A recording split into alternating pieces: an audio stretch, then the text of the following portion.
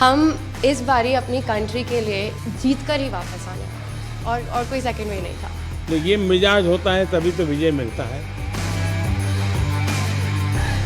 आपका जो विजन है कि इंडिया नंबर 1 होना चाहिए, आई थिंक ये बदलाव आ रहा है। हमारे देश के नौजवानों के पास सामर्थ्य है।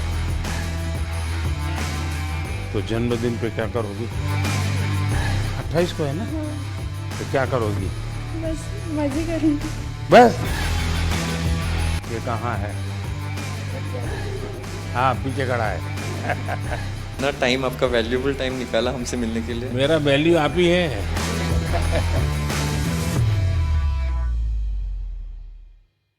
सर, ये फर्स्ट टाइम इंडिया ने दोनों गोल्ड मेडल जीते हैं और टीम ने जिस तरीके से प्रदर्शन किया है वो बहुत ही बढ़िया था। मतलब 22 में से 21 पॉइंट बॉयज ने और 22 में से 19 पॉइंट गर्ल्स ने, सो टोटल 44 में से 40 पॉइंट हमने लिए। इतना बड़ा बढ़िया प्रदर्शन आज तक पहले कभी नहीं हुआ। कभी नहीं। वहां पर क्या माहौल था? पहली बार हम जीते, सब लोग हमारे लिए भी खुश हो गए बहुत, क्योंकि हमने इतना खुशी मनाया। तो सबने एक्चुअली हर अपोनेंट्स ने भी आके हमें बधाई दी और हमारे लिए एक्चुअली खुश हो गए, even our opponents also. Sir, हमने देखा है कि लास्ट कुछ सालों में बहुत सारे जो स्पेक्टेटर्स है वो बहुत रूट कर रहे थे कि दूर दूर से वहां पे सिर्फ देखने आए थे ये मैच को, जो पहले मेरे हिसाब से इतना नहीं होता था। तो आई थिंक चेस की भी काफ़ी पॉपुलैरिटी बढ़ गई। तो हमें देख के बहुत अच्छा लगा कि रूट कर रहे हैं। थोड़ा प्रेशर भी होता था, बट इतना हमें सपोर्ट कर रहे, वो एक अच्छा फीलिंग था। और जब हम जीते तब इंडिया इंडिया ऐसे सब रूट कर रहे थे। इस बारी 180 कंट्रीज पार्टिसिपेट करी थी, बल्कि जब चेन्नई में ओलंपियाड हुआ था हम बोथ इंडिया टीम हम ब्रॉन्ज जीते थे। वुमेन टीम का लास्ट मैच यूएसए से हुआ था जो हम हार गए थे और हमारे हाथ से गोल्ड चला गया था उस टाइम। तो हम फिर से उनके साथ इस बार खेले। फिर इस बार हम बहुत ज़्यादा मोटिवेटेड थे कि इस बार इंडिया को गोल्ड लाना ही है, इसको हराना है। इनको हराना ही है। वो मैच फाइनली बहुत क्लोज था और ड्रॉ में फिनिश हुआ, but we went on to win the gold sir. पर हम इस बारी अपनी कंट्री के लिए जीत कर ही वापस आने वाले थे और कोई सेकंड वे नहीं था। नहीं, ये मिजाज होता है तभी तो विजय मिलता है। लेकिन जब इतने नंबर आ गए, 22 में से 21 और 22 में से 19, तो बाकी खिलाड़ियों का या बाकी लोग जो इस खेल को ऑर्गेनाइज करते हैं उनका क्या रिएक्शन था? Sir, I think Gukesh wants to answer that, but I just want to say one thing कि उसमें हमने इतनी कन्विंसिंगली जीता, स्पेशली ओपन टीम में। ऐसे लग रहा था कि कोई पास भी नहीं आ सकता है। और हमारी वुमेन टीम में हम पहले 7 मैचेस जीतते गए, फिर थोड़ा छोटा सा सेटबैक आया, हमने रेजिलियंस दिखाई, हम वापस आए।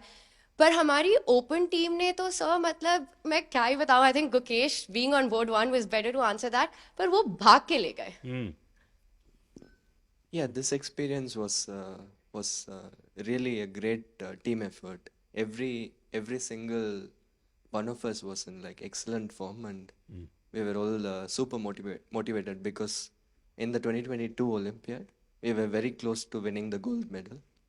But then there was one game which I had played and I could have won, which would have guaranteed gold medal. I unfortunately lost that game, and it was heartbreaking for everyone. So this time we were all super motivated, and from the start we were like, we are going to win this for the team, and yeah, really glad. अच्छा, आपने कभी ये सोचा है कि कभी AI का उपयोग करके आप लोग अपनी गेम को करेक्ट कर सकते हैं या दूसरे की गेम को समझ सके? Yes, sir. With AI, the chess has evolved. There has been new technology, and the computers have become much stronger now. And it is showing a lot of new ideas in chess, and we are still learning from it. And I think there is a lot to learn from it. Sir, I think अभी ऐसा हो गया है कि AI के tools सबको available हो गया है क्योंकि डेमोक्रेटाइज हो गया है। और अभी हम जरूर प्रिपरेशन में यूज करते हैं। बताइए। कुछ नहीं सर, द एक्सपीरियंस तो बहुत कुछ नहीं, ऐसे ही जीत लिए। ऐसे ही आ गया, गोल आ गया। नहीं सर, ऐसे नहीं आ गया, बहुत मेहनत किया है। आई थिंक मेरे सारे टीममेट्स ने, इवन मेंस ने बहुत हार्ड वर्क किया है to finally get to the stage. मैंने देखा आप में से कईयों के पिता माता डॉक्टर है। पेरेंट्स दोनों डॉक्टर है और मेरी बहन भी डॉक्टर है। हैं? तो जब मैं बचपन में उन्हें देखता था कि उनको कभी रात को 2 बजे फोन आ गया पेशेंट का, जाना पड़ता था, मुझे लगा मैं जो करियर लूंगा थोड़ा और स्टेबल लूंगा, पर मुझे लगा नहीं था स्पोर्ट्स में और दौड़ना पड़ेगा। सर मैंने हमेशा देखा है कि आप हर स्पोर्ट और हर स्पोर्ट पर्सन को इतना इनकरेज करते हैं और इतना सपोर्ट करते हैं। मुझे ऐसा लगता है कि आपका स्पोर्ट्स से बहुत बड़ा लगाव है, हर एक स्पोर्ट से। और मैं उसकी स्टोरी जानना चाहती हूँ, ऐसा क्यों? मैं आपको बताता हूँ।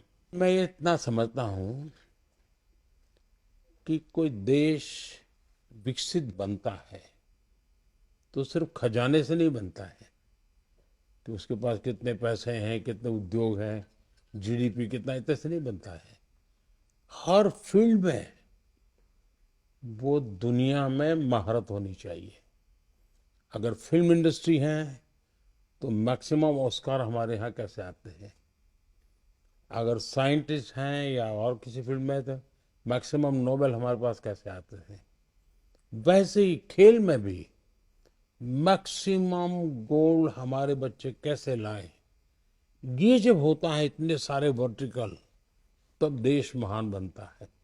मैं जब गुजरात में था तब भी मैं एक खेल महाकुंभ चलाता था। लाखों बच्चे खेलते थे उसमें, तो मैं बड़ी आयु के लोगों को भी खेलने के लिए प्रेरित करता था।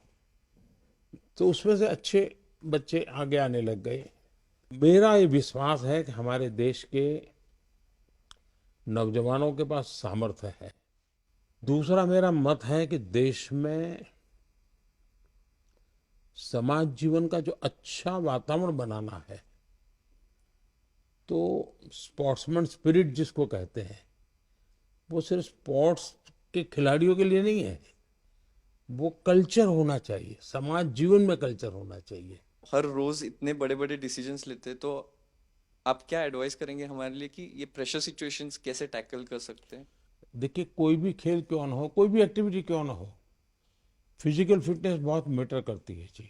में से बहुत लोग होंगे जो फिजिकल फिटनेस के लिए आपकी ट्रेनिंग होती होगी, आपके लिए खान पान के लिए बताया जाता होगा, भाई ये चीज़ें खाइए, ये चीज़ें खेलने से पहले इतना खाइए, मत खाइए, सब बताया जाता होगा आपको।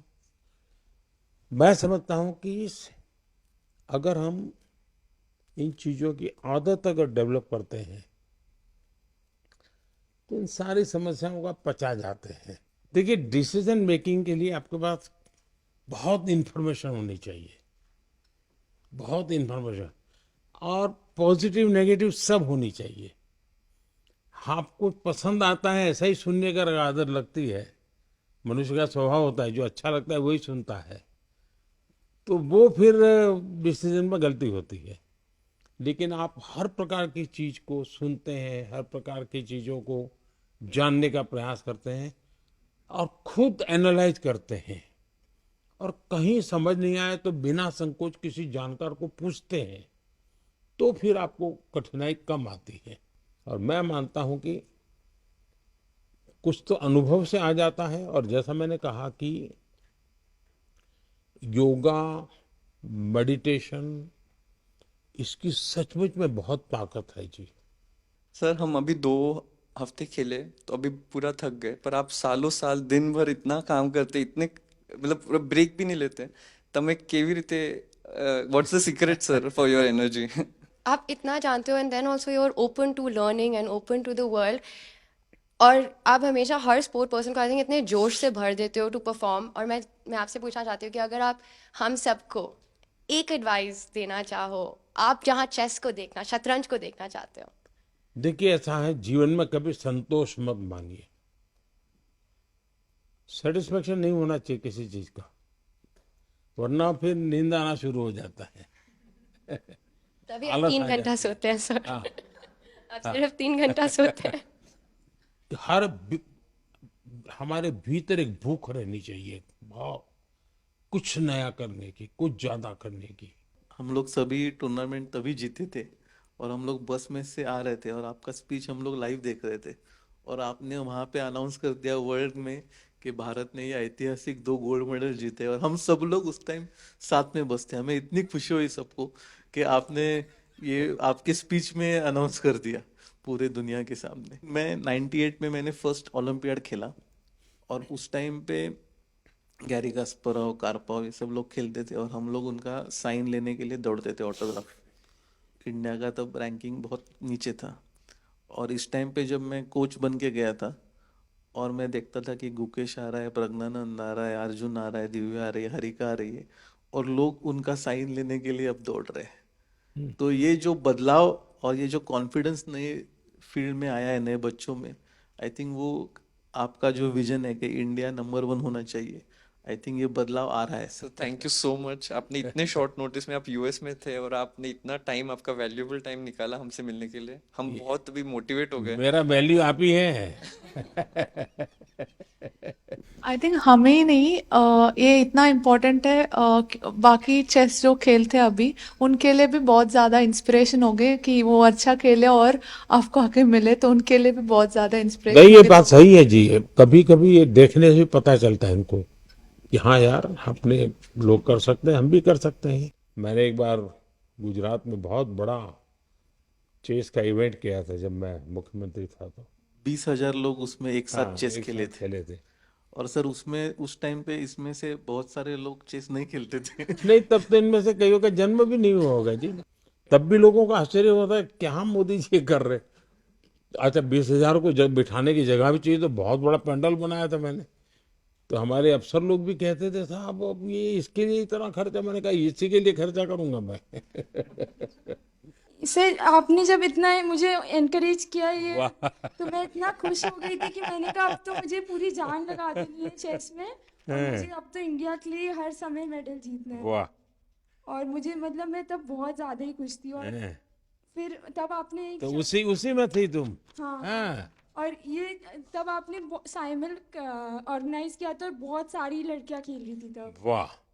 तो उस समय तुम्हें वहां कैसे ले आए थे? तब मैं एशियन अंडर 9 जीती थी, तो किसी ने मेरी मम्मी से कहा कि एक बहुत बड़ा इवेंट हो रहा है गुजरात में गांधीनगर में, तो मुझे तब बुलाया था।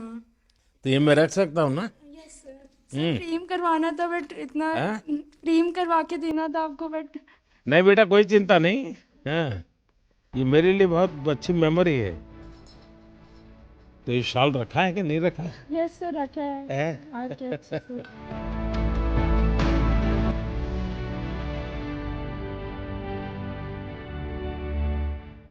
चलिए, मुझे बहुत अच्छा लगा। आप लोगों को मेरी बहुत बहुत शुभकामनाएं हैं।